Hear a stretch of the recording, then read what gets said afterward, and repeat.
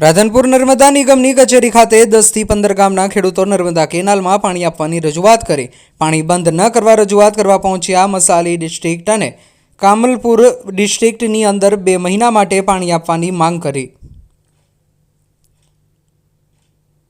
રાધનપુર નર્મદા નિગમની કચેરી ખાતે નર્મદા અધિકારી પાસે રાધનપુર અને કાંકરેજ તાલુકાના 10 થી 15 ગામના ખેડૂતો નર્મદા નિગમની કેનાલમાં 2 મહિના પાણી ચાલુ રાખવાની રજૂઆત કરવા પહોંચ્યા।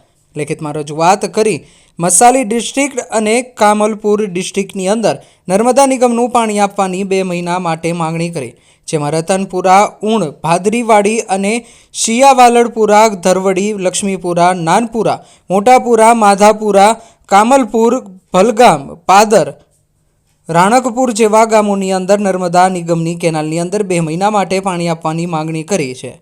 ત્યારે ખેડૂતોએ વાવેતર કરેલા પાકને નુકસાન જઈ શકે તેમ હોય તેને લઈને ખેડૂતો દ્વારા લેખિતમાં રાધનપુર નર્મદા નિગમ કચેરી ખાતે રામધૂન બોલાવી લેખિત રજૂઆત કરવામાં આવી છે।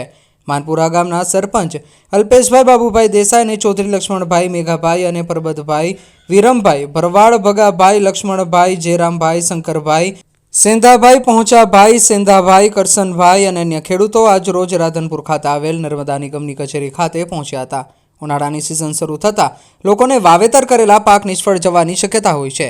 1000 જેવા ખેડૂતોને વાવેતર કરેલો પાક નિષ્ફળ જઈ શકે તેમ હોય, જેમાં ઘાસચારો, એરંડા, જુવાર અને અન્ય વસ્તુનું વાવેતર કરેલું હોય તે નિષ્ફળ જવાની શક્યતા હોય, ખેડૂતોને મોટા પાયે નુકસાન જવાની શક્યતા હોય, તેને લઈને ખેડૂતો દ્વારા નર્મદાના અધિકારી ચૌધરી પાસે લેખિત રજૂઆત કરી 2 મહિના માટે પાણી ચાલુ રાખવાની માંગણી કરવામાં આવી છે।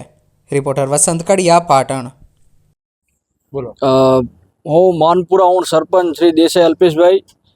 અમે આજે લગભગ 10 થી 12 ગામના લોકો બધા અહીંયા નર્મદા ઓફિસ રાધનપુર ખાતે ખેડૂતોને પાણીની પાક નિષ્ફળ જવાનો હોવાથી જરૂરિયાત હોવાથી પાણીની રજૂઆત કરવા માટે આવ્યા છીએ અને પશુપાલનનો જે ઘાસચારો છે એ પણ બળવાના આરે છે, એટલે દરેક ખેડૂતની એક માગણી છે કે 2 માસ માટે અમે લોકોને પાણી આપવામાં આવે તો અમારા ખેડૂતોનું ગુજરાન ચાલી શકે એમ છે।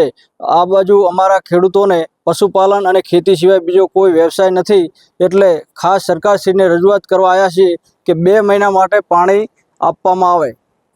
કઈ કેનાલમાંથી પાણી? મસાલી ડિસ્ટ્રિક્ટ અને કામલપુર ડિસ્ટ્રિક્ટ એમ 2 કેનાલો અમારે અંદર ગામમાંથી નીકળી છે 10 ગામોમાં, તો એ મસાલી ડિસ્ટ્રિક્ટ અને કામલપુર ડિસ્ટ્રિક્ટની અંદર પાણી આપવામાં આવે એવી માગણી છે। એ કેનાલ સાથે કયા કયા ગામો જોડાય? કેનાલ સાથે વાલપુરા, માનપુરા, રતનપુરા, કામલપુર, ધરવડી એમ મળી કુલ 12 ગામો છે, એમાં 2 જિલ્લાના ગામો અંદર જોડાયેલા છે, બનાસકાંઠા અને પાટણના, એમ કરીને કુલ 10 થી 12 ગામો અંદર જોડાયેલા છે। અંદાજિત કેટલા ખેડૂતોને પાણી? અંદાજિત ખેડૂતો લગભગ 6000 જેટલા ખેડૂતોને પાણીની જરૂરિયાત છે આ કેનાલ 2 કેનાલ ઉપર જ। કેવા પ્રકારનું વાવેતર કરેલું બગડી? હાલ એરંડાનો ખાસ વાવેતર બગડે છે અને પશુપાલન માટે ખાસ કરીને ઘાસચારો બહુ બગડે છે। ગામના ખેડૂતો રજૂઆત કરવા આવ્યા હતા પાણી બાબતે છોડવા માટે। શું પરિસ્થિતિ? પાણી બંધ કરવામાં આવ્યું છે કે પાણી બંધ કરવાનું?